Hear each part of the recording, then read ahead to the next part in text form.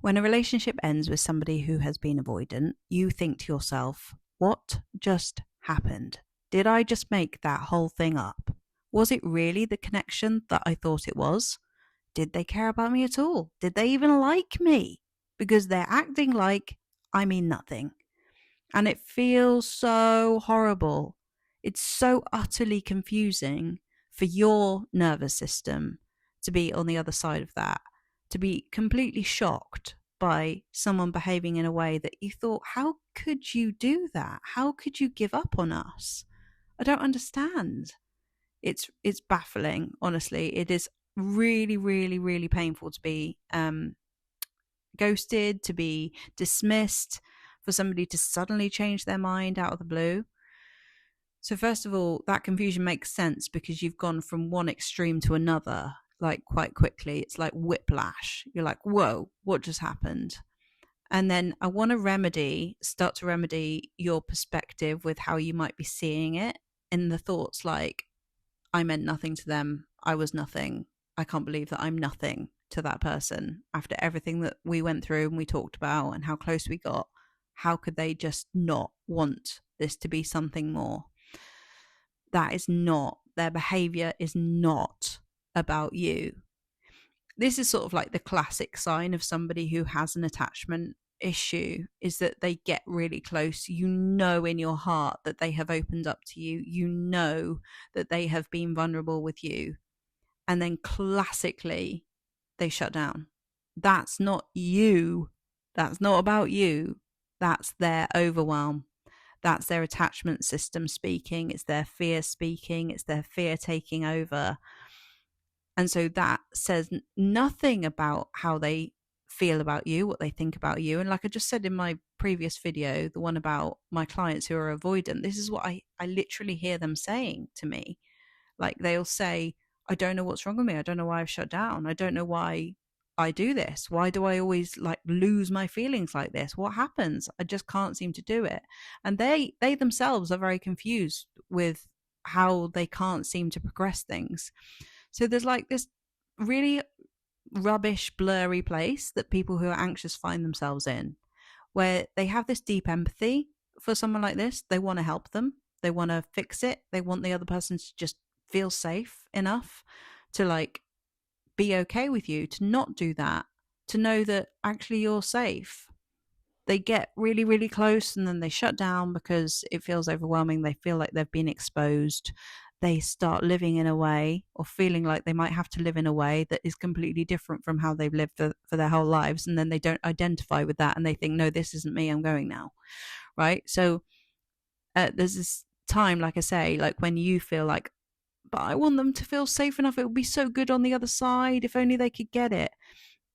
And this is where you've got to be able to see that them doing that shows you that their life path is going to be quite difficult if they keep doing that, for you to be able to be part of that.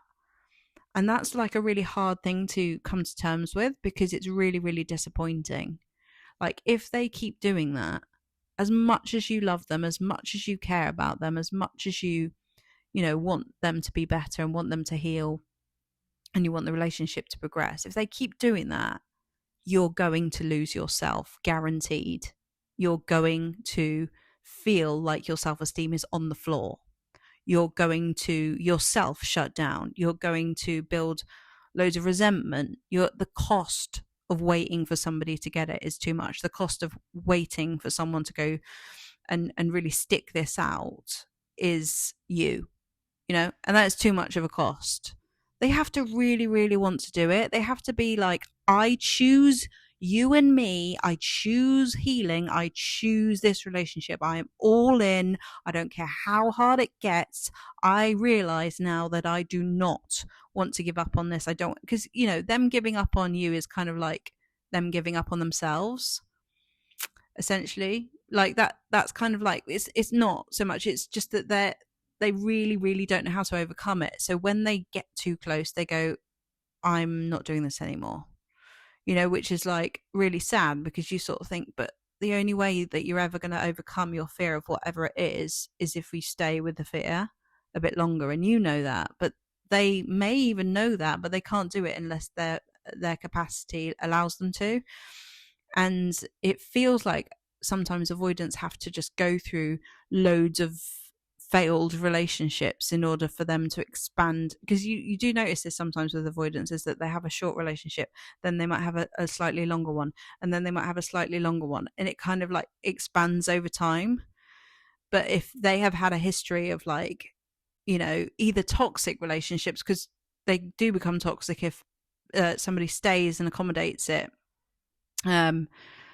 or really short-lived relationships, then it's kind of showing you that their capacity is quite low anyway. But that is not about you. That's not about them not caring about you. Like, very often people who are avoidant really do love, respect, care about the other person, but they can't stay with it because it just feels all encompassing. They feel like they're going to lose themselves. They feel like, and by themselves, I mean the self that has kept them going, the survival self. It's not really who they actually are. And so this is the other thing as well to say, is that if you have stayed with an avoidant and you've been accommodating it on some level, you've had weak boundaries or something, and you've been going back and forth, like I've said in recent videos, they can't actually truly know you because you're doing what you think they want you to do. So you're losing yourself and therefore not being yourself, abandoning yourself, and they know you as that, not who you really are. So they can't actually reject you. They can't love you either, though, if you're not really truly being you. And that's why you feel so unloved, not because they don't love you, but because you're not even choosing you. So this is one of the other things that's so important, is that you learn how to not abandon yourself in these situations or relationships, because the only way that they can actually transform is when you stick to your truth, when you stick to the narrative that you want a committed relationship, and you act and live that way by saying and speaking honestly your truth, and that is what I work with my clients on, by the way, which is like the incredible transformations that people have when they really, really take responsibility for their own healing. And that's all you can do in this situation. But I really wanted you to be able to see that this is not your fault. It's not your fault that they have that attachment system. It's not your fault that you found them, even, because you've got your history. It's the perfect storm. It had to happen, and it's absolutely for your benefit, for both of you.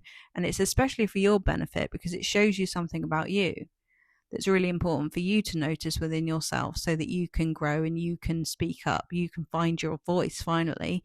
There are things you didn't say in your childhood. There are things that needed to be said. There are parts of you that got shut down, and now it lives in your adult relationships. So being able to say what you needed to say to yourself, to a pillow, to something, to someone, is so important for you to be able to connect back to your own voice. And it's so powerful when this happens. There's a lot of, it goes really deep, as I've found with so many people. And it's important that you speak to, a professional if you need to, or just someone, honestly, just someone that you trust. It's an amazing journey. I've been on this journey, obviously, myself. Like in my past relationships, when I was with people who were avoidant, I found my own avoidance there too. Like you can't match with an avoidant if you're not avoiding something. And the avoiding the thing is the fearful thing of setting boundaries. The thing that you're scared of is like losing people. It's an abandonment issue, essentially. But it does not mean that you're not lovable. It does not mean that they don't see you as amazing. It does not mean that they didn't care about you. It doesn't mean that. It just means that they had to protect themselves from that overwhelm that came up.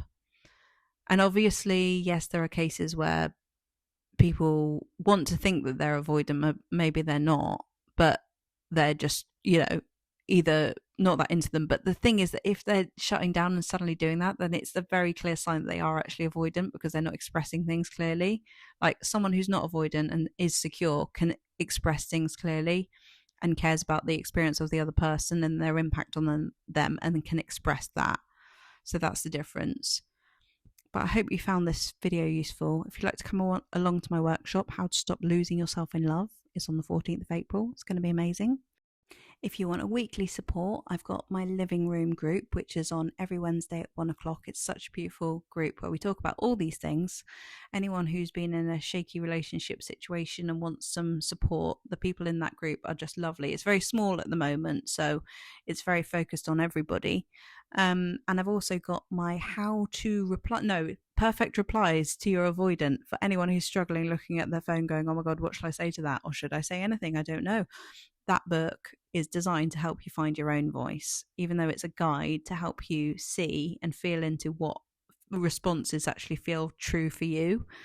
So it's amazing. It's full of every situation you can think of and lots of different examples of things that you can say. So if you want any more information about that, you can find it in the links below. And I'll see you in the next video.